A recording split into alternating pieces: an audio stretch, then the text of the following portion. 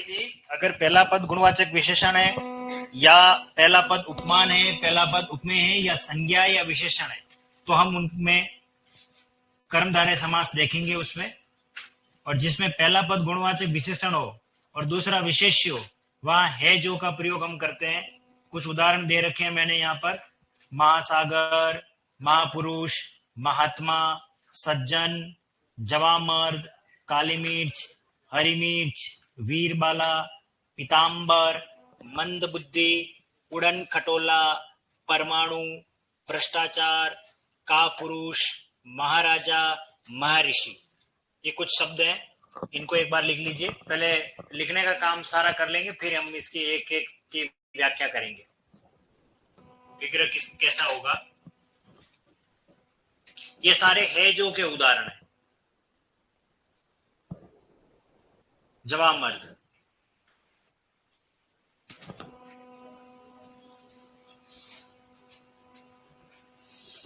मैंने अविभाव में अजानुभाव पढ़ाया था आप लोगों को, तो उसका विग्रह क्या लिखाया था मैंने? जानू से बाहु तक सबने यही लिखा है, तो फिर आप कैसे अलग हो गए? मुझे समझ में नहीं आया। बताओ आपने कहाँ लिखा? बताओ बताओ। मैं वही कह रहा हूँ, मैं गलत तो लिखाऊंगा तो नहीं, पर देखो बताओ कहाँ लिखा। अरे गाइड, फिर गाइड तो गाइड ही पढ़ना।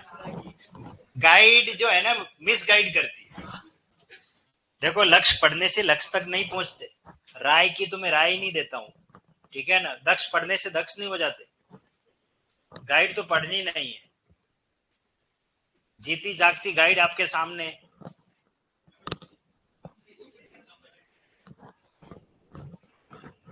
गाइड में क्या है? गाइड लिखने वाले क्या इधर उधर की किताब देख करके लिख देते हैं, आधा उलझुल लिखा हुआ है। किताबों में तो बहुत कचरा भरा हुआ है, गलत गलत छपा हुआ है, इसलिए तो गलती हो जाती है।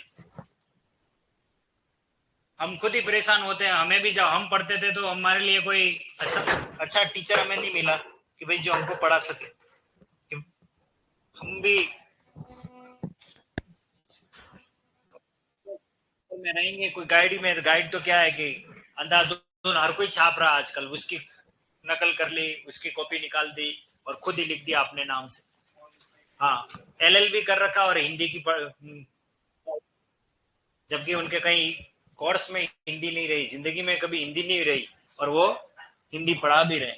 और मैं तो शुरू से ही हिंदी पढ़ा रहा हूँ और हिंदी ही पढ़ रहे हैं। हिंदी को स्ट्रॉन्ग बनाने के लिए एमए संस्कृत में किया मैंने, फिर हिंदी पढ़ा रहा हूँ। तो इसलिए क्या है, हमने हिंदी को पढ़ा ही नहीं, हिंदी को जिया भी है। तो हाँ जी, डबल ओ में संस्कृत। क्या कह रहे हो? हाँ हाँ, बोलो बोलो कुछ अरे बोलो बोलो। नहीं नहीं, मन की बात मन में रह जाएगी। फिर मैं क्लियर तो कर लूं क्या कहना चाह रहे। कौन? एम संस्कृत कर लो पहले। अभी ये हिंदी की तो ये तो पढ़ाई हो ही नहीं रही है। पहले ये तो पढ़ लो, फिर तो आप पढ़ाई लोगे। उसके बाद एमए संस्कृत करने के बाद एमए हिंदी करनी पड़ेगी। एमए संस्कृत करने के बाद फिर क्या करनी पड़ेगी? एमए हिंदी करनी पड़ेगी। हिंदी की सब चीजें पढ़नी पड़ेगी। लेकिन एमए हिंदी करने के बावजूद भी आप व्याकरण नहीं पढ़ा पाओ, क्योंकि यूनिवर्सिटी में ये पार्ट नहीं है व्याकरण का। वहां क्या है? साहित्य, भक्ति काल, रीतिकाल, मुंशी प्रेमचंद, ऐसे ऐसे बड़े बड़े साहित्यकार हैं। उन साहित्यकारों को तो मैं पढ़ा ही नहीं रहा हूं, मैं व्याकरण पढ़ा रहा हूं। और व्याकरण के लिए पूरी लघु सिद्धांत कौमुदी पढ़नी पड़ती है, तब जाकर के ये चीजें सब क्लियर होती है। और व्याकरण के ग्रंथ पढ़ने पड़ते हैं। वो कहीं सिलेबस में नहीं है, वो हमको अलग से पढ़ने पड़ते हैं। ये लिख लिया सभी ने? ओके। नेक्स्ट है हमारा उपमान उपमेय के समान। यहां पहले उदाहरण कौन आएगा? देखो, चंद्र वदन, यानी कि मोटी मोटी बात करें तो यहां पर सबसे पहले आएगी प्रकृति। कौन आएगी? प्रकृति, यानी कि प्रकृति फर्स्ट नंबर पे। और बाद में कौन आ जाएगा? मानव। ये रहेगा इसमें, प्रकृति और मानव। ठीक है।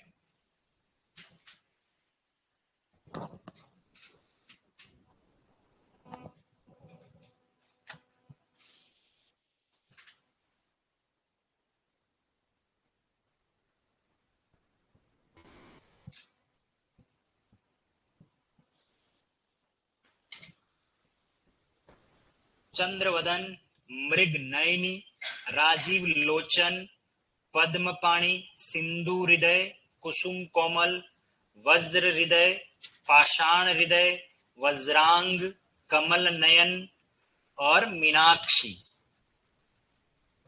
सोनाक्षी, कामाक्षी, ऐसे खूब सारे उदाहरण मिलेंगे।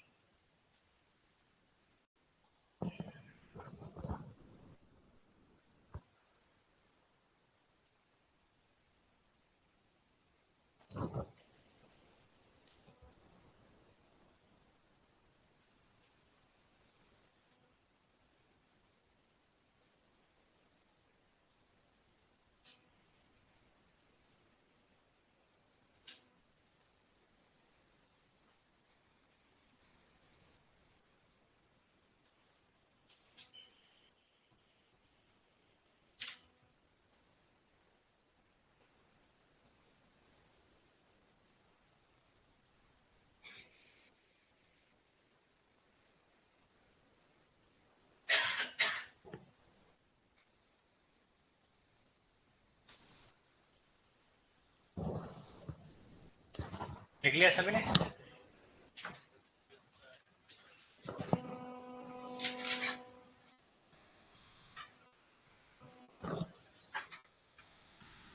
तीसरा बिंदु होगा हमारा उपमेय उपमान।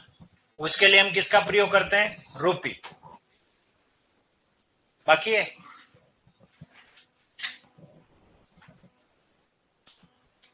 कहां तक पहुंचे भैया? हो गए? चलिए नेक्स्ट वापस आएंगे। अगर कोई शब्द रह भी जाए तो जब मैं विग्रह करूंगा तब वापस आऊंगा। उपमेय उपमान रूपी। इसमें मानव है वो पहले है और प्रकृति है वो बाद में। अमूमन ऐसे उदाहरण आपको मिलने वाले। ठीक है, मानव, प्रकृति, चरण कमल। वो जिसने सवाल किया वो तो आज है ही नहीं है। कल सवाल किया था उस बंदे ने, कौन किधर गया?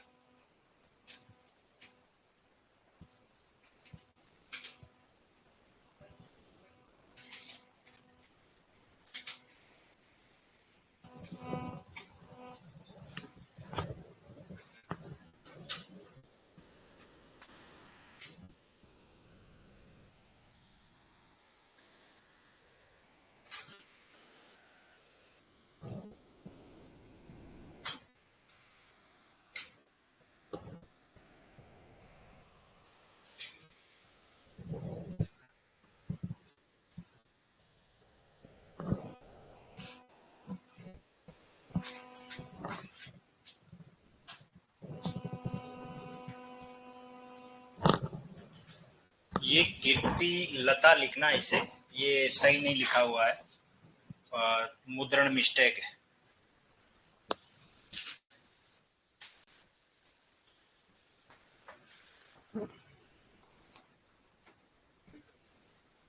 कीर्ति लता लिख ले सभी। ये चरण कमल, वचनामृत, मुखारविंद, देहलता, कीर्तिलता, भुजदंड, नरसिंह या नृसिंह, दोनों प्रचलित है, दोनों सही है वैसे।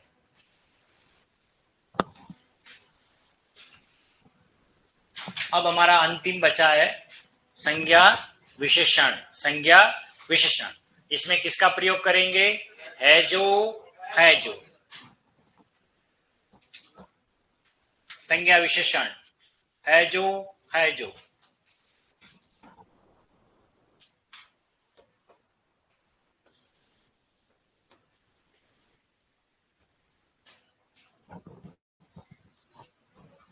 देवर्षि, राजर्षि, हरा सघन, लाल सुर्ख,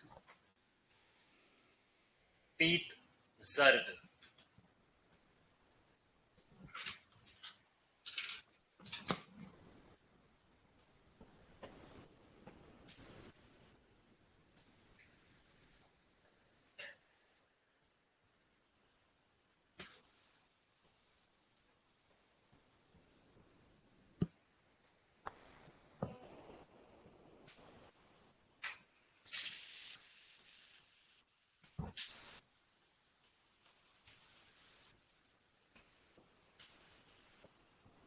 पीत जर्द हो गया। चलिए अब वापस बैक आते हैं, कोई अगर रह भी जाए तो वापस आएंगे, इस पर बात कर लेंगे। यस, सबसे पहले है गुणवाचक विशेषण विशेष्य। ठीक है, इन सभी उदाहरणों में एक बात कॉमन है, पहला पद दूसरे की क्या बता रहा है, विशेषता। कल पेपर में आएगा क्वेश्चन, ध्यान रखना। ठीक है ना, संज्ञा विशेषण को लेकर के विशेष्य किसे कहा जाता है, विशेष्य किसे कहा जाता है, जिसके विषय में कहा जाए। ठीक है, तो महा कौन है बताओ, पुरुष। ठीक है, देखो जब भी ये महाशब्द आ रहा है, अगर पुरलिंग है तो महान का प्रयोग करते हैं। किसका प्रयोग करते हैं, महान का प्रयोग करेंगे। जैसे सागर, तो सागर पुरलिंग है, तो हम इसका प्रयोग करेंगे तो क्या लिखेंगे, महान है जो सागर। लिखिए विग्रह इसका, महान है जो सागर, जो सागर महान है, सागर की विशेषता बताई जा रही है, तो है जो का प्रयोग करेंगे। और महान विशेषण शब्द है और सागर विशेष्य, ये ध्यान रखें। इसी प्रकार महापुरुष, महान है जो पुरुष, महान है जो पुरुष। नेक्स्ट महात्मा, महान है जो आत्मा, महान है जो आत्मा, महात्मा। ओके, अगला शब्द क्या हमारा, सज्जन। देखिए सज्जन का संधि विच्छेद होता है सत प्लस जन। सत का मीनिंग होता है अच्छा, सत का मीनिंग क्या होता है, अच्छा। जन के मतलब होता है लोग, जो लोग अच्छे होते हैं, जो लोग अच्छा है, यूं कह सकते हो कोई व्यक्ति अच्छा है तो हम उसको क्या कहते हैं, सज्जन। उस व्यक्ति की विशेषता बताई जा रही है, तो इसका विग्रह करेंगे। तब विग्रह करने में हमें क्या लिखना, हमें लिखना है सत। क्या लिखना है, सत है जो जन, इसका विग्रह होगा सत है जो जन। अगर परीक्षा में आ जाए सदाचार, तो सत है जो आचार। आई बात समझ में, इस तरीके से हम इसका विग्रह करेंगे। तो सत है जो जन, यानी भला है जो आदमी, अच्छा है जो आदमी, उसके लिए सज्जन कहा जाता। अगला क्या है, जवान मर्द। देखिए जो जवान है वही मर्द होता है, बाकी तो घुटनों में दर्द है। ठीक है ना, तो इसका विग्रह होगा जवान है जो मर्द, जवान है जो मर्द। अगला क्या हमारा, काली मिर्च। मिर्च कैसी है, काली, तो काली है जो मिर्च, ये मिर्च की विशेषता बताई जा रही है, काली है जो मिर्च। काली नागिन के जैसी जुल्फ है तेरी काली काली, है ना, काली नागिन, नागिन कैसी है, काली, ये विशेषता बताई जा रही है। हरी मिर्च, हरी है जो मिर्च। अगर लाल मिर्च आ जाए तो लाल है जो मिर्च। ठीक है, सर यही लिखना आपको, जवान है जो मर्द, काली है जो मिर्च, हरी है जो मिर्च। वीर बाला, वीर है जो बाला, या बाला कन्या लड़की है, ये ध्यान रखना। वह कन्या जो वीर है ना, बहादुर दिखा रही है, वीर है जो बाला, उसको क्या कहेंगे, वीर बाला। अगला क्या आ रहा है, पीताम्बर। अब आप रुक जाइए थोड़ी देर, क्योंकि यहाँ बी आ गया है, ये आरपीएससी में आया हुआ है। ठीक है, और ये आपके एग्रीकल्चर सुपरवाइजर में भी आया हुआ, एग्रीकल्चर सुपरवाइजर में भी आया हुआ है, इसलिए ये समझना बहुत ज्यादा जरूरी है। देखो इसको लेकर के जो प्रश्न आया वो पहली बार मैंने सही प्रश्न देखा समाज का, और किसी पेपर सेटर ने बनाया और बहुत बढ़िया बनाया, और आपके एग्रीकल्चर सुपरवाइजर वाले में। और ये प्रश्न माध्यमिक शिक्षा बोर्ड की किताब व्याकरण के पीछे भी मिलेगा, ठीक है, जो पुरानी थी उसमें। पीताम्बर का संधि विच्छेद करते पहले, तो ये आता है पीत प्लस अंबर, ये इसका विश्लेषण है। पीत का अर्थ होता है पीला, अंबर का अर्थ होता है वस्त्र। अंबर का मीनिंग आकाश भी होता है, परंतु यहां हमें वस्त्र को ग्रहण करना है। अर्थात ये तो हो गया आपका संज्ञा पाठ, ये हो गया आपका विशेषण, यानी वस्त्र कैसा है, पीला। उस कपड़े की विशेषता बताई जा रही है, वो वस्त्र पीला है, ये इसका सामान्य अर्थ। अब पीताम्बर का बहुब्रीहि से क्या कनेक्शन है, तो देखिए भगवान कृष्ण जो है वो पीले वस्त्र पहनते हैं, कभी मंदिर में जाओ देखो तो भगवान कृष्ण का जो श्रृंगार किया जाता है वो पीले वस्त्रों से किया जाता है, क्योंकि वो पीतांबर है, पीले वस्त्र को धारण करने वाले, इसलिए भगवान कृष्ण को पीतांबर भी कहा जाता है। तो भगवान कृष्ण के लिए वो शब्द रूढ़ हो चुका है, वो उसका पर्यायवाची हो चुका है, इसलिए पीतांबर भगवान कृष्ण के को कहने की वजह से ये बहुब्री में चला गया। अब मैं ये कहूं कि आंगन में पीतांबर सूख रहे, तो क्या भगवान कृष्ण सूख रहे? पीले वस्त्र सूख रहे, तो यहां पीतांबर अंडरलाइन करके पूछा जाएगा, और आपको उस समय लकीर का फकीर नहीं बनना है कि नहीं सर पीतांबर तो बहुब्री होता है, कृष्ण को कहते हैं। यहां पीतांबर कृष्ण के लिए नहीं आया है, यहां आया है पीले वस्त्र के लिए, इसलिए वो कर्मधारय होगा। फिर बहुब्री कब होगा? जबकि कृष्ण के लिए कहा जाएगा, जब उस पीतांबर का मीनिंग भगवान कृष्ण को इंडिकेट करता होगा, हाँ भाई इसका मीनिंग कृष्ण के लिए आ रहा है। तब जैसे मान लीजिए कि पूजा अर्चना हो रही है और वहां पंडित जी बैठे और उसके लिए एक पंक्ति आई थी, कहीं जा रहे थे तो कहां चले तुम तन पर राम नाम का पीतांबर डाले, ये पंक्ति है किसी कवि की, बहुत अच्छी लाइन है ये, और मुझे लगता है शायद राम नरेश त्रिपाठी की है ये, और कक्षा 11th में चलती भी है शायद, पुराने पैटर्न में मैं पढ़ा भी चुका हूं, मुझे याद आता है जहां तक। तो कहां चले तुम राम नाम का पीतांबर तन पर डाले।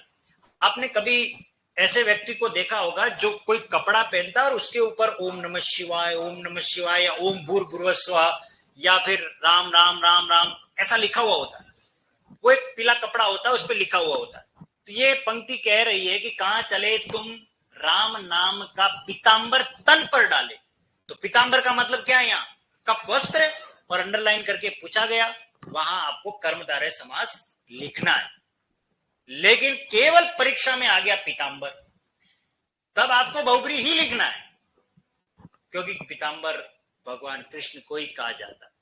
कर्मधारय भले ऑप्शन में हो तब भी बहुब्री ही लिखना है, क्योंकि ये बहुब्री के लिए रूढ़ हो चुका।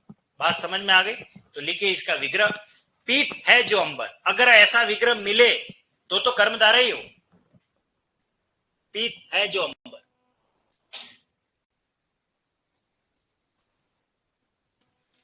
नेक्स्ट, मंद बुद्धि। मंद बुद्धि, देखो बुद्धि स्त्रीलिंग शब्द है, तो इसका विग्रह स्त्रीलिंग के अकॉर्डिंग करना पड़ेगा, है जो से नहीं काम चलेगा।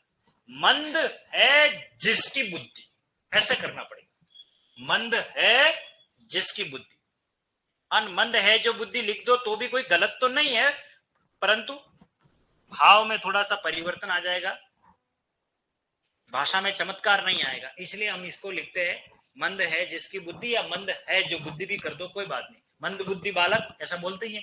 उड़न खटोला, क्या लिखा है ये? उड़न खटोला, यानी उड़ता है जो खटोला, उड़ता है जो खटोला। हातिम ताई वगैरह आपने कभी देखा हो, अलिफ लेला एक चटाई उसमें बैठ करके उड़ जाते थे, है ना, ऐसे दिखाते थे, तो वो उड़ता है, उसको उड़ता है जो खटोला, उड़न खटोला। परमाणु, ये जब संधि पढ़ा रहा था तब मैंने बताया भी था, परम है जो अणु, परम है जो अणु परमाणु। भ्रष्ट है जो आचार, आचार यानी व्यवहार, भ्रष्ट है जो आचार, ओके, भ्रष्ट है जो आचार। नेक्स्ट क्या आ रहा है? का पुरुष। देखो यहां का मतलब है कायर, का मतलब क्या है? कायर। अगर वीर पुरुष हो सकता है तो कायर पुरुष भी होता है, और उस कायर पुरुष को इन शॉर्ट में का पुरुष बोलते हैं संस्कृत में। तो विग्रह करेंगे तो कायर है जो पुरुष, इसे मोस्ट इंपोर्टेंट लिख देना, क्योंकि का पुरुष में का मतलब लड़के जानते नहीं, का मतलब क्या है? यहाँ का यानी कायर, कायर है जो पुरुष। महाराजा, महान है जो राजा। महर्षि, महान है जो ऋषि। शाबाश। चलिए अब एक शब्द और ले लेते हैं, क्या लिखा है? महारानी। बताइए इसका विग्रह क्या होगा? महान है जो रानी। गलत। देखो रानी स्त्रीलिंग है ना,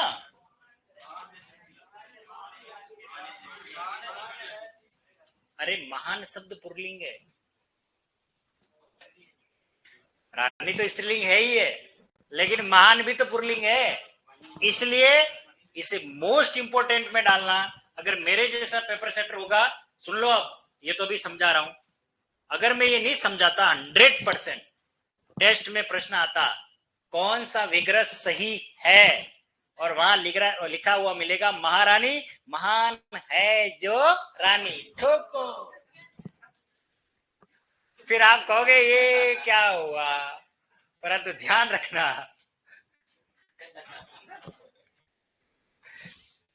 नहीं, बहुत अच्छा, मुझे अच्छा लगा। अरे जिससे भी बोला, किससे बोला, मुझे बहुत अच्छा लगा, अच्छा लगा। चलो, काफी दिन बाद गलत बोला, लेकिन ठीक है, अच्छा बोला, याद रखना। मुझे अच्छा लगा। चलो यार, आप इतने तो हो कि हाँ मैं अगली क्या कहने वाला हूं। तो महारानी का विग्रह, महान है जो रानी, ये लिखा हुआ मिलेगा, और जिसने ये क्लासे अटेंड नहीं की वो 100% इसको सही करके आ जाएगा। पर यहाँ महारानी का विग्रह, वो महान है जो रानी नहीं करना है। देखिए, महान का स्त्रीलिंग होता है महती। क्या होता है, ये लॉक कर लीजिए आप, और ये परीक्षा में पूछे जाने योग्य है। महती है जो रानी, देखिए बहुत विचित्र शब्द लग रहा है आपको। महती मतलब जैसे महान शब्द है उसी का स्त्रीलिंग रूप है महती। बात समझ गए होंगे। महान पुल्लिंग के लिए, पुरुषों के लिए प्रयुक्त हो रहा है, तो महती स्त्रीलिंग के लिए। जैसे इसको थोड़ा मैं इजी समझाता हूं, ये लड़का आधा पागल है, तो लड़के के लिए मैं आधा इस्तेमाल कर रहा हूं, और ये लड़की आधी पागल है, तो लड़की के लिए क्या इस्तेमाल कर रहा हूं। अब ये आधी क्या होता है भैया, अरे मुझे ये बताओ, जो मीनिंग आधा है वही आधी का ही है ना। कहीं तो नहीं लड़की ज्यादा पागल हो गई, ऐसा थोड़ी है। 1/2 है, 1/2, लेकिन वो पुल्लिंग और स्त्रीलिंग का मसला है। तो पुल्लिंग के लिए महान, पुरुषों के लिए महान है, और स्त्रीलिंग के लिए महती। बस इतना ही समझना, इसमें ज्यादा नहीं। चलिए अगला है उपमान उपमेय के समान। थोड़ा देखो, इसमें 2 शब्द हैं। एक शब्द होता है बदन, और एक शब्द होता है वदन। दोनों सही है। पहले वाले का मीनिंग है शरीर, बदन यानी शरीर, और वदन का मीनिंग होता है मुख। वदन का मीनिंग क्या होता है, मुख। अब कोई ये सवाल मत करना ऑनलाइन वालों भाई कि सर ये बदन और वदन क्यों लिखवाया। ये शब्द युग्म है, अनल और अनिल का मीनिंग होता है। वैसे जलज और जलद का होता है, वैसे बदन और वदन का अर्थ होता है। तो वदन यानी मुख होता है ना, बदन यानी शरीर होता है। तो आपने वो गाना तो सुना ही होगा, पुराना ही गाना है, बदन पे सितारे लपेटे हुए, वो जाने तमन्ना किधर जा रहे हो, है ना वो कुछ है ऐसा। देखो, तो बदन पे, किस पे, शरीर पे। तो यहां लिखो चंद्र वदन है, तो मुख है, तो लिखो चंद्र के समान वदन, यानी चंद्र के समान मुंडा, मुख है।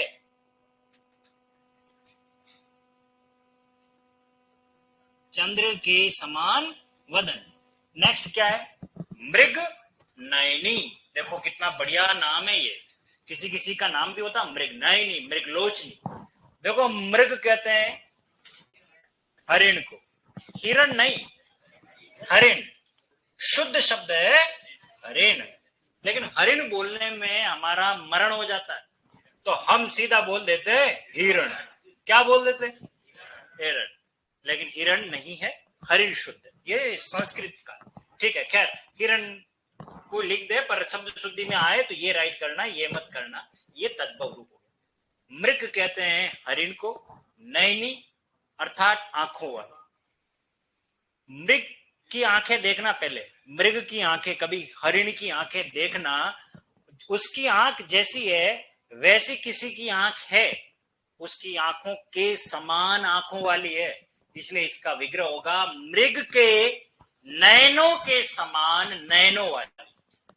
मृग के नयनों के समान नयनों वाली, अर्थात हिरण की जो आंखें हैं उसके समान तुम्हारी आंख है, मृग नयनी। मृग के नयनों के समान, नयनों पे बिंदी आएगी, मृग के नयनों के समान नयनों वाली, नयनों वाली। देखो के समान को अंडरलाइन कर लीजिए, इसको कहते हैं मृग नयनी, मृगलोचनी, लोचन कहते हैं। ओके, चलिए अगला शब्द क्या आ रहा है, राजीव लोचन भी आ गई, तो इसका मतलब बहुव्रीहि। अब पहले इस शब्द का मीनिंग समझ लेते हैं कि राजीव लोचन क्या है और ये बहुव्रीहि क्यों। इसके पीछे कहानी है, पहले वो मैं कहानी कह लेता हूं, थोड़ी आपको समझ में आ जाएगा कि ये क्यों इसको बहुव्रीहि माना गया। कहानी आरंभ होती है उस जगह से जब सीता मैया का हरण हो चुका है और वो लंका में है और भगवान राम सीता को लेने के लिए जाते हैं, लेकिन उनके लिए सबसे बड़ी बाधा है समुद्र। समुद्र को पार करना भगवान राम के वश की बात नहीं है, क्योंकि वो नर रूप में मर्यादा पुरुषोत्तम है। इसलिए वहां पर वो क्या करते हैं, देवी दुर्गा शक्ति की आराधना करते हैं। उसके पहले की कहानी बता रहा हूं कि जब उनको ये पता लगता है कि ये समुद्र पार करना मुश्किल है, तब भगवान राम 3 दिन तक समुद्र देवता से अनुनय विनय करते हुए क्या मांगते हैं, रास्ता मांगते हैं, मार्ग मांगते हैं। हे समुद्र देवता मुझे मार्ग दे दो, मेरा मार्ग प्रशस्त करो। समुद्र देवता टस से मस नहीं हुए। तब फिर भगवान ने धनुष पर अपनी प्रत्यंचा चढ़ाते हुए तीर लगा करके और शपथ ले ली कि अब तुम्हारे समुद्र का पूरा जल मैं सुखा दूंगा।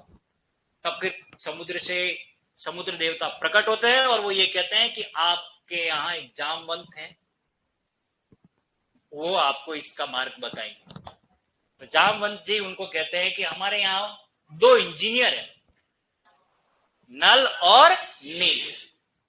2 इंजीनियर है जो आईआईटी कर करके आए हैं या पता नहीं क्या क्या कहते, वहां कुछ पढ़ाई करके आए होंगे बढ़िया, तो ये पुल बनाएंगे।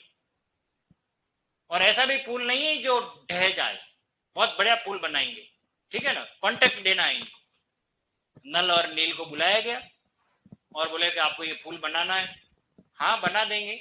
भगवान राम पत्थर पर वो राम राम लिखते गए और वो पुल बनाते गए। जैसे पत्थर रखते वो पत्थर पानी में तैरता। वो पत्थर क्या होता था, तैरता। देखिए मैं रामेश्वरम जाके आया हूं, जहां राम सेतु है वहां पे भी मैं जाके आया देखा हूं, और मैंने वास्तव में देखा वो पत्थर भी तैर रहा है। और एक नहीं कई पत्थर देखे मैंने जो पानी में तैर रहे। एक्चुअल में उस पत्थर की बनावट ही ऐसी है, जो हमारे यहाँ का पत्थर है वैसी बनावट नहीं।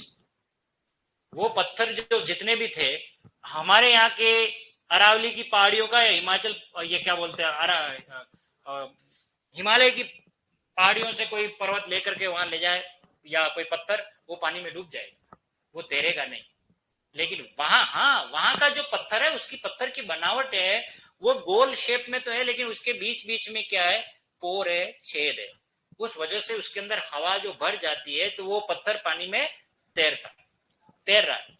और उससे पैसे भी कमा रहे लोग। देखो राम जी का पत्थर है और अंधानुकरण में लोग जाते हैं, पैसे देते हैं, वहां हाथ जोड़ करके आ जाते हैं, ठीक है, वो अलग बात है, सबकी अपनी अपनी आस्था है।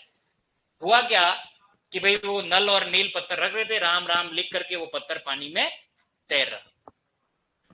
ऐसा क्यों हो रहा था, इसके पीछे की कहानी यह है कि नल और नील जब बचपन में बहुत छोटे थे तब ऋषि और महात्माओं के उनके कमंडल, उनकी पुस्तकें, उनके संविदा यज्ञ की सामग्री पानी में तालाब में फेंक देते थे। ऋषि महात्मा परेशान हो गए, इसलिए उनको श्राप दे दिया उन दोनों बालकों को, उद्दंड बांदरों को। वो बंदर थे नल और नील, कि तुम जो भी वस्तु फेंकोगे वो पानी में तैरेगी। अब ये चीज वो नल और नील भूल चुके थे, उन्हें इस बात का एहसास नहीं था। फिर ये बात पता लगी कि भाई तुम्हें ये सामर्थ्य है, वो शाप आज वरदान बन करके आ रहा है। और वो लिखते गए और वो पत्थर तैरता गया। भगवान राम ने भी देखा यार मेरे नाम का पत्थर तैर रहा है तो मैं भी कुछ श्रम करता, तो उन्होंने भी लिखा राम। और जैसे ही वो पत्थर पानी में रखा वो पत्थर पानी में डूब गया। वो पत्थर पानी में डूब गया। बोले यार ये क्या चमत्कार है, मेरे नाम का पत्थर पानी में तैर रहा है और मैं पत्थर डाल रहा हूं, वो पत्थर पानी में डूब रहा है। तब फिर जामवंत जी ने कहा प्रभु बात यह नहीं है, दरअसल बात यह है कि जिसे भगवान ने छोड़ दिया भला वो कभी तैर सकता है? क्या दार्शनिक बात कही। मतलब समझे आप कि प्रभु की शरण में जब तक अपन हैं तब तक सलामत है, बचे हुए, लेकिन भगवान ही हमको छोड़ दे तो फिर हमारा तो कुछ होने वाला नहीं है, हम तो डूबने वाले ही, हमारे तारणहार ही हमको छोड़ रहे हैं। मैं तुमको नहीं पढ़ाऊंगा, जा रहा हूं अब कल से। तो आप सोचोगे सर ऐसा क्यों कर रहे हो? नहीं नहीं, आप समझना, आप वो चीज समझे ना। अगर मैं यही कह दूं फिर आप क्या कहोगे, यार सर ही पढ़ाने वाले अगर छोड़ के चले गए हमको पढ़ाएगा कौन? बात समझ रहे हो? तो अब हमारा तारणहार कौन है? तो भगवान राम को पता लगा कि ये तो राम नाम की महिमा नहीं है, ये जो राम के प्रति समर्पण भाव है, आस्था, उसका कमाल है। अब क्या करे, भगवान राम ने ये घटना ऐसी देखी, इस पूरे घटनाक्रम में सब लोग काम कर रहे हैं, सारे मतलब पत्थर ला करके पानी में रख रहे हैं। एक छोटी सी गिलहरी भी थी, वो भी अपना श्रमदान करना चाह रही थी।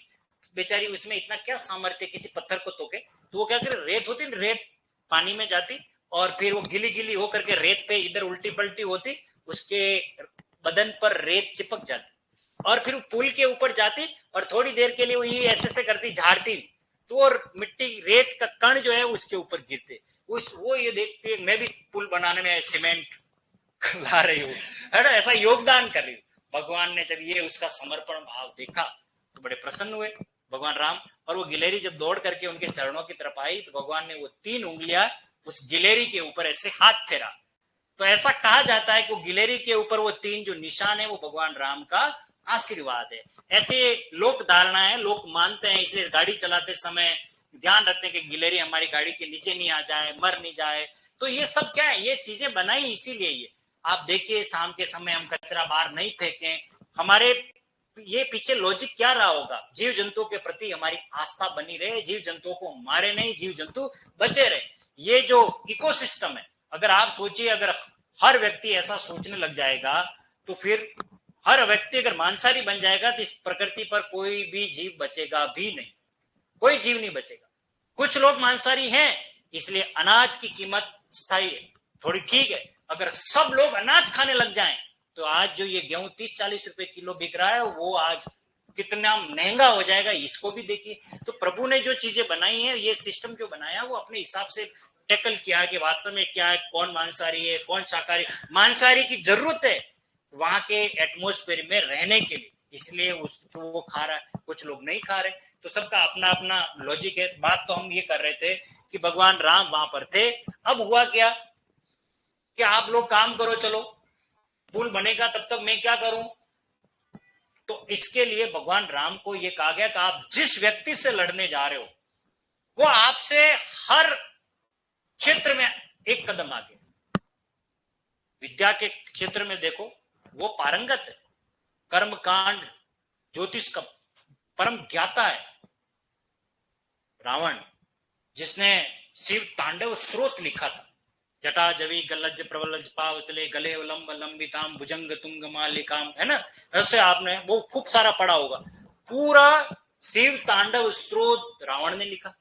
इतना विद्वान और शक्ति के मामले में तीनों लोगों का अधिपति हो, आप सोचिए आप किससे लड़ने जा रहे हो, वो सामर्थ्य आप में कहां है? तो शक्ति लाओ।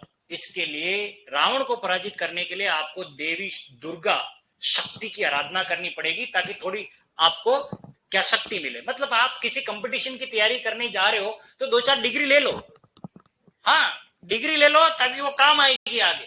कहीं सिलेक्शन हो गया तो दिखाओगे देखो मैंने, मेरे अंदर इतनी डिग्री है, मैंने ये पढ़ाई कर रखी।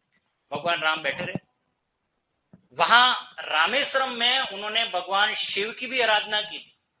वो जो सेतु है ना, वो रामेश्वरम में आप देखना रेत की मिट्टी से बनाया हुआ, और आज रामेश्वरम मंदिर इतना शानदार बना रखा। भगवान शिव की आराधना करते हैं, ठीक है ना। सेतु बंदे तू रामेश्वरम, श्लोक में कहा गया है, सौराष्ट्र सोमनाथम च श्रीशैले मल्लिकार्जुनम परल्याम वेदनाथम च डाकन्याम भीम शंकरम।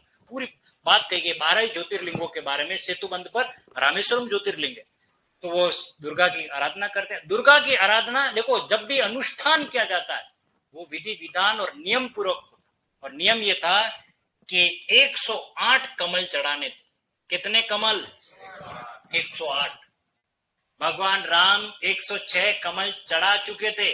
उनका अनुष्ठान पूर्ण होने वाला ही था कि दुर्गा ने देखा कि इसमें कितना धैर्य है, उसकी परीक्षा ली। तो उस थाली में 2 कमल जो थे वो चुरा लिए गए। अब कमल थाली में है ही नहीं, तो आप सोचिए अनुष्ठान पूरा होगा क्या? नहीं होगा।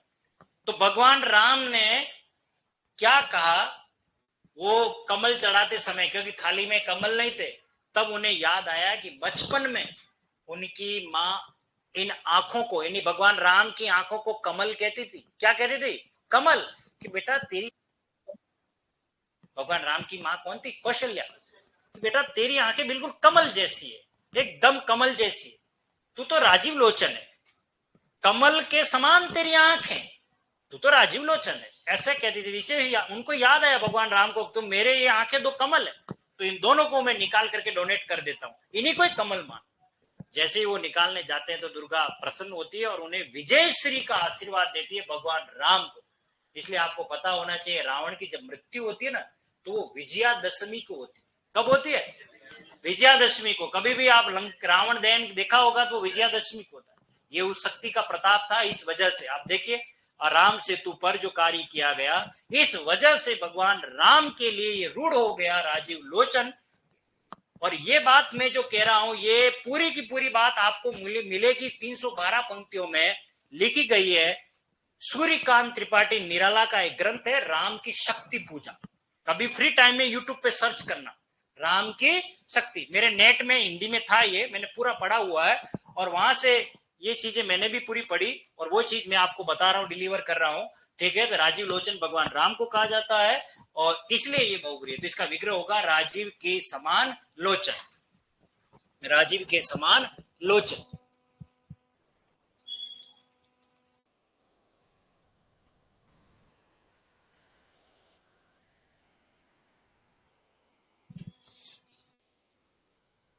ठीक है, चलिए नेक्स्ट क्या हमारा? सिंधु, सॉरी, पद्म पाणी। देखो, पद्म का मीनिंग होता है कमल। पद्म का मीनिंग क्या होता है? कमल। और पाणी का मीनिंग होता है हाथ। आपने इसी से मिलता जुलता एक और शब्द सुना होगा, वीणा पाणी। वीणा पाणी सुना होगा, उसमें वीणा पहले पाणी बाद में, इसमें पद्म पहले और पाणी बाद में, पर दोनों में अंतर है। वीणा पाणी कहा जाता है सरस्वती को।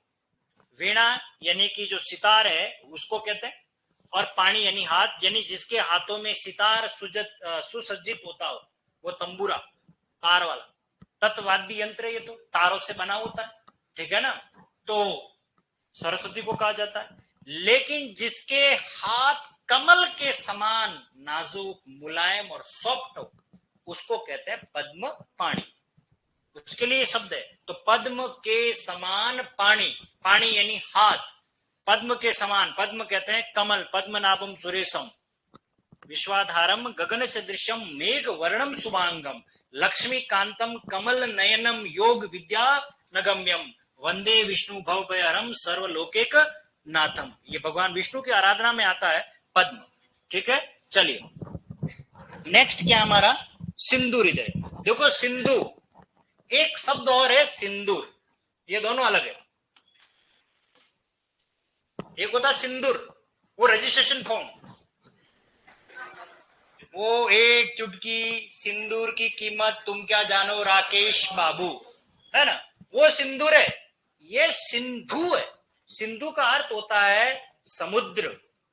पहले इसका अर्थ समझिए, सिंधु का अर्थ होता है समुद्र, और सिंधु पाकिस्तान में बहने वाली एक नदी भी है, सिंधु नदी। उस सिंधु नदी को पार करके आए थे ईरान के लोग, और ईरानी लोग स को ह बोलते थे और ध को द बोलते थे। वो सिंधु नदी को पार करके आए, इसलिए उस नदी का नाम पड़ गया उनकी जुबान में हिंदू नदी, और उसके आसपास का स्थान क्या कहलाया? हिंदुस्तान। और वहां बोली जाने वाली भाषा हिंदी कहलाई। इसलिए हिंदी शब्द हिंदी भाषा का नहीं है, हिंदी शब्द ईरानियों का दिया हुआ शब्द है। हम हिंदी पढ़ जरूर रहे हैं, लेकिन इस शब्द का जो टाइटल है हिंदी, ये हिंदी का नहीं है, ये ईरानी भाषा का शब्द है। देखिए, उर्दू शब्द उर्दू भाषा का नहीं है, तुर्की भाषा का शब्द, तुर्क भाषा का शब्द। कौन सी भाषा किसकी है और वो शब्द किस भाषा का है, देखो कितना अलग, मतलब वो कोइंसिडेंट। तो इसका मीनिंग होता है सिंधु के समान हृदय, अर्थात इसका मीनिंग है दरिया दिल, अर्थात समुद्र के समान हृदय हो जिसका, सहनशील। समुद्र में कुछ भी डाल दो, कहीं लाशें पड़ी हुई है, कहीं भैंस मरी हुई है, कोई क्या जा रहा है, कोई गंदगी जा रही है, कल कारखानों का पानी जा रहा है, ऐसा कोई विरला हो सकता है जिसका दिल समुद्र की तरह सहनशील हो, कोई नहीं सहन करता। सिंधु के समान जिसका हार्ट हो, हृदय हो, उसके लिए कहा जाता है। अगला, कुसुम कोमल, कुसुम के समान कोमल, जो कुसुम के समान कोमल है अर्थात फूलों जैसी नजाकत वाला, उसके लिए शब्द है ये। कुसुम कहते हैं फूल को, कुसुम के समान कोमल। चलिए नेक्स्ट क्या है, वज्रांग भी आ गया, इसका मतलब कहानी आ गई कुछ न कुछ तो। हाँ, वज्रांग क्या शब्द है ये, चलिए इस पर बात कर लेते हैं। अच्छा अच्छा, ये आ गया, ओके कोई नहीं है, मैं समझा, मैं यहां तक आ गया हूं। वज्र हृदय, देखिए वज्र हृदय, वज्र के समान हृदय। चलो एक बार लिख लो इसको, फिर इसको आगे, क्योंकि एक और शब्द आ ही रहा है, उसके साथ इसको मैं क्लियर कर लूंगा। वज्र के समान हृदय, ये वज्र का मीनिंग क्या वो आगे भी समझ। अगला आ जाओ, पाषाण हृदय, पाषाण के समान हृदय, पाषाण के समान हृदय। पाषाण का मतलब क्या होता है, पत्थर, हृदय यानी दिल, हार्ट, यानी भाटा जैसे दिल, पत्थर दिल। पाषाण हृदय उसको कहते हैं जिसका दिल पत्थर जैसा हो। कोई कोई एक फूल में ही प्रसन्न हो जाता है, और कोई ऐसा होता है कि पूरा गमला दे दो, बगीचा दे दो, तब भी प्रसन्न नहीं होता। कहते ना पत्थर दिल है, सनम है, पत्थर दिल पिघलता नहीं है। एक तो बेचारा है खाली मधुर मुस्कान में ही पिघल जाता है, और कोई तो ऐसा होता है कि भले कितना ही नौछावर कर लो पर कुछ भी नहीं होता है ना। तो ऐसा कहा गया है, एक बहुत अच्छी बात कही है कि बड़ा नहीं जो भावों से बहती जिसमें रसधार नहीं, वह हृदय नहीं पत्थर है जिसमें स्वदेश का प्यार नहीं है, उसको कहते हैं पाषाण हृदय। अगला लिखो, वज्रांग, वज्र के समान अंग, वज्र के समान अंग, वज्र के समान अंग, वज्रांग। चलिए ये कहानी सुन लेते हैं थोड़ी सी। हाँ हाँ, क्लियर हो जाएगा। वज्र के समान अंग, देखिए वज्रांग शब्द बहुब्री क्यों है, उसके लिए, क्योंकि वज्रांग कहा जाता है भगवान हनुमान। किसको कहा जाता है, हनुमान जी को। और आखिर ऐसी क्या वजह थी कि भगवान हनुमान को वज्रांग कहना पड़ा, तो याद रखें, बचपन की बात बता रहा हूं। भगवान जब हनुमान पवन तनय, अर्थात ये पवन के पुत्र थे, अंजनी के पुत्र थे, जब ये छोटे थे, जब ये छोटे थे तो इन्हें लड्डू फल खाने की बड़ी लालसा रहती थी। तो एक बार इन्होंने क्या किया कि सूर्य को भी लड्डू समझ करके खा लिया, उड़ान भरी ऐसी कि सूर्य को मुंह में ले लिया और खा भी गए। तब फिर कहना पड़ा कि बाल समय रवि बख्श लियो, बाल समय नहीं बचपन में, रवि कौन, सूर्य, बख्श लियो, तीनों ही लोक भयो अंधियारो, और तीनों ही लोक में लाइट चली गई। अजमेर डिस्कॉम फेल हो गया, ब्लैकआउट हो गया, मतलब यूं समझ लीजिए लाइट चलेगी, त्राईमाम हो गया कि बाल समय रवि बख्श लियो, तीनों ही लोक भयो अंधियारो, लाइट चली गई। अब लोग त्राईमाम करने के, आप सुबह घर से निकलो और तुरंत शाम हो जाए, रात हो जाए, बड़ा आश्चर्य हुआ यार, मैं तो गया ही नहीं ना, ये रात कैसे हो गई, सबका दैनिक दिनचर्या गड़बड़ा गई। तब फिर इंद्र ने क्या किया, देखिए संस्कृत में ये वाला भाग हनु कहलाता है। क्या कहलाता है, हनु, संस्कृत में इसे हनु कहते हैं। और इंद्र का आयुध है वज्र, जो दधीची की हड्डियों से बना हुआ है।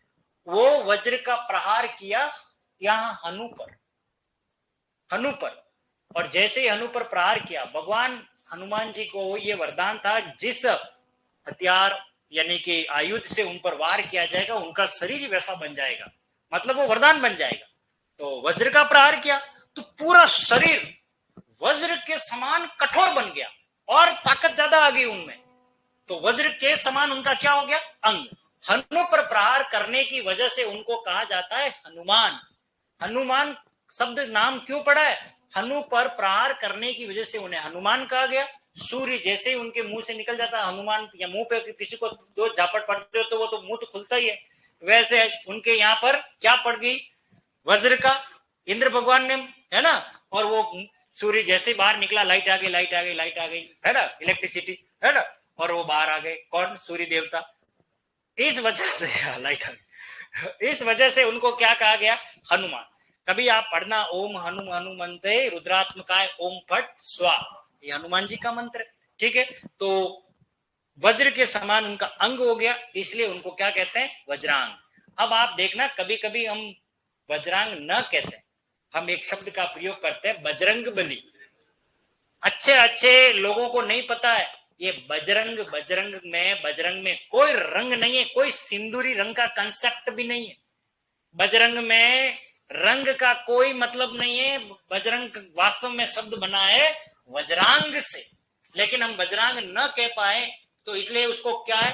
बजरंग बोल देते हैं। बजरंग शब्द जो है वो वज्र के समान अंग से बना हुआ है, इसके अंदर मूल भाव तो ये है, लेकिन हम बजरंग बोल देते हैं। बजरंग में रंग नहीं है, वज्र के समान अंग है। इसलिए ध्यान रखना, अगर आप बजरंग बली के भक्त हो तो बजरंग बली, बजरंग का मीनिंग क्या है ये जानना हमें बहुत जरूरी है।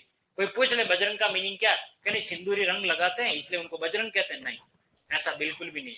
वज्र के समान उनका अंग था, इसलिए उनको क्या कहा गया? वज्रांग। तो लिखिए इसका विग्रह, वज्र के समान अंग।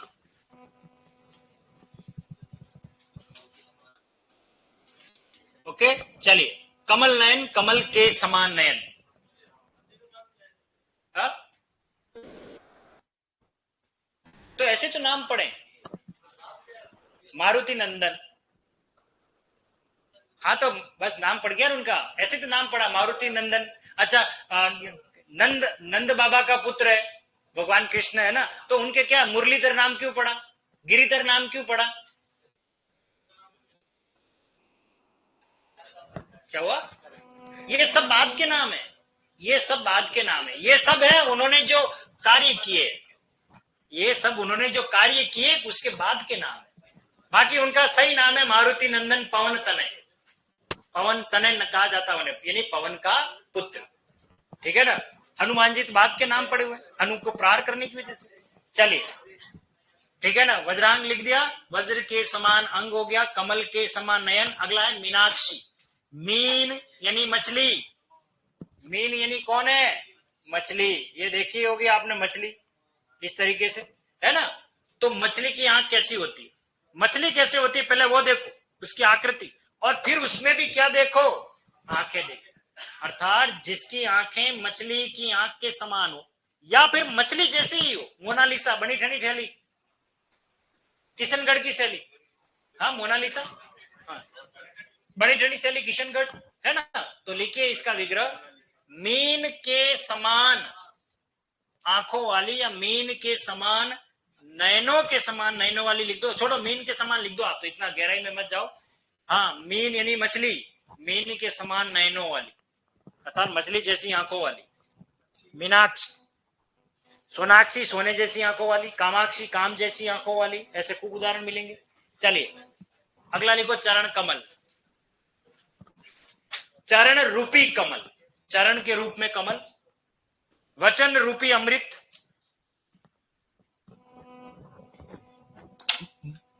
वचन रूपी सॉरी क्या कहते हैं, अमृत।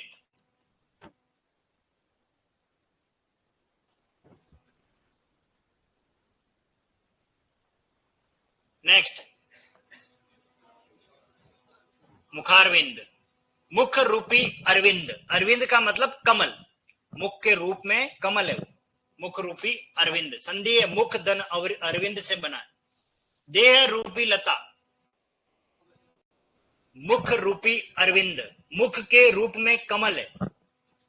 देह लता, देह रूपी लता, देह के रूप में लता। लता का मतलब होता है बेल। बेल जैसे दीवारों पे चढ़ती है, मनी प्लांट है वगैरह, तुरई है, लौकी है, ये बेल के आपने अंगूर की बेल वगैरह देखी होगी। वैसे कोई पतला दुबला शरीर वाला और वो लंबा हो रहा है खजूर की तरह, है ना, तो उसके लिए कहेंगे देह लता। हाँ, जैसे मैं, हाँ अभी तो मोटा हो गया, पहले बहुत दुबला पतला था। चलो, कीर्ति लता, कीर्ति रूपी लता, कीर्ति रूपी लता। कीर्ति कहते हैं यश, समृद्धि, और लता यानी बेल। जिस प्रकार बेल बढ़ती है वैसे आपकी कीर्ति बढ़ती रहे, यश बढ़ता रहे, कीर्ति रूपी लता। भुजा रूपी दंड, भुजा रूपी दंड। नेक्स्ट, नरसिंह बी आ गया यानी कहानी आ गई।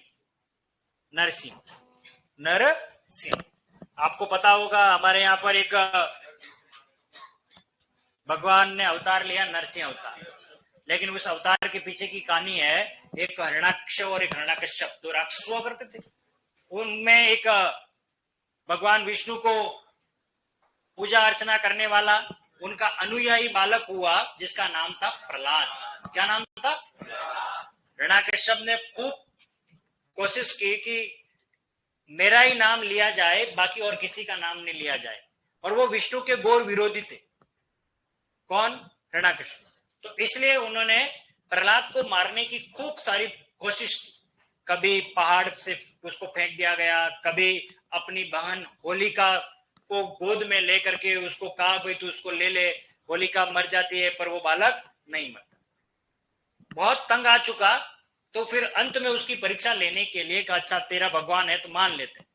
उसने एक लोहे की सलाख, एक तप्त लोहे को ऐसा गर्म किया और कहा कि अगर तेरा वास्तव में तेरा भगवान यहाँ है, तेरी रक्षा कर सकता है, तो तू इसे अपनी बाहों में लेके मुझे बता। गर्म सलाख पे, मतलब एक दीवार है, कोई पिलर है, उसको ऐसा कर दिया।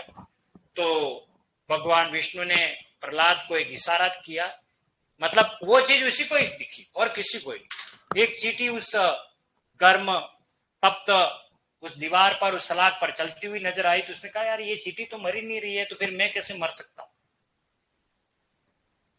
हिरण्याकश्यप को मारने के पीछे पूरी कहानी रची गई है, यूं समझ सकते हो आप। इन्होंने वरदान क्या लिया था वो पहले जानना भी जरूरी है।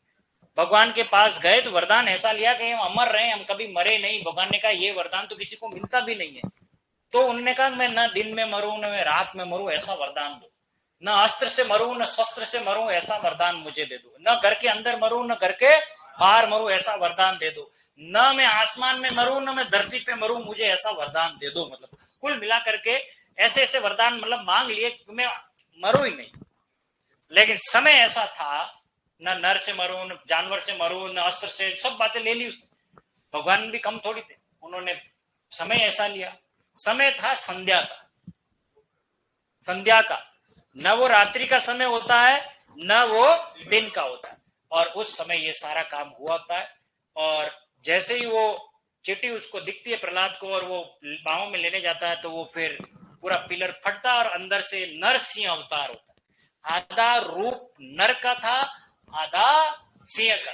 हिरण्याकश्यप टोटली कंफ्यूज आ गया, भाई ये क्या माजरा है, ये कौन है ऐसा प्राणी, मैंने जिंदगी में कभी नहीं देखा, समझ में ही नहीं आ रहा कि आदमी है जानवर है क्या है, पता ही नहीं पड़ रहा। और पकड़ता है उसको हिरण्याकश्यप को और सीधा घर की दहलीज पे ले जा करके अपनी जंगाओं पे सुलाता है, और फिर एक एक आरकेसी का सवाल करता है हिरण्याकश्यप। सबसे पहला सवाल ये किया जाता है कि बता अभी दिन है या रात। तो बोले ये तो मेरे आरपीएससी के सिलेबस में ही नहीं है। हाँ, आउट ऑफ सिलेबस है ये तो, ना तो अभी दिन है ना भी रात। तो बता तो कायदे से मर सकता है कि नहीं मर सकता? मैंने वरदान लिया था ना दिन में मरू ना रात में। कहा सर मर सकता हूँ। फिर दूसरा सवाल किया जाता कि बता तू धरती पर है क्या आकाश पर है? I have no idea. हाँ, क्योंकि मैं तो जंगाओं पे सोया हूं, न धरती पर हूं न मैं आकाश पर। क्या तू मर सकता है? बिल्कुल मर सकता है। फिर ये बड़े बड़े नाखून, पता ये अस्त्र है एक शस्त्र है? बोले राकेश जी सर ने पढ़ाया नहीं था हमें, अस्त्र क्या है शस्त्र क्या है ये मेरे को नहीं पता। ठीक है, तो तू मर सकता है, बिल्कुल मर सकता है। अच्छा मुझे देख ले, मैं आदमी हूं जानवर हूं क्या हूं? मैं तो टोटली कंफ्यूज आ गया हूं, तुम हो कौन, हमें पता नहीं है ना। तो न दिन में मर सकता है, न रात में मर सकता है, न धरती में मरे। इस तरीके से उसका क्या कर दिया, संहार किया, उसको मार दिया, मर्दन कर दिया, है ना। ऐसे कई राक्षसों को मारा बाद में। तो इसलिए इनको भगवान विष्णु को कहा जाता है नरसिंह, नर रूपी सिंह। वो नर के रूप में क्या थे, शेर थे। चलिए नेक्स्ट और अंतिम ले लेते पार्ट, फिर हाँ संज्ञा विशेषण। ओके, बाकी हम बाद में पढ़ेंगे। देव ऋषि, देव है जो, ऋषि है जो। देव ऋषि जैसे नारद, वो देवताओं की श्रेणी में भी है और ऋषि की श्रेणी में। देव है जो, ऋषि है जो।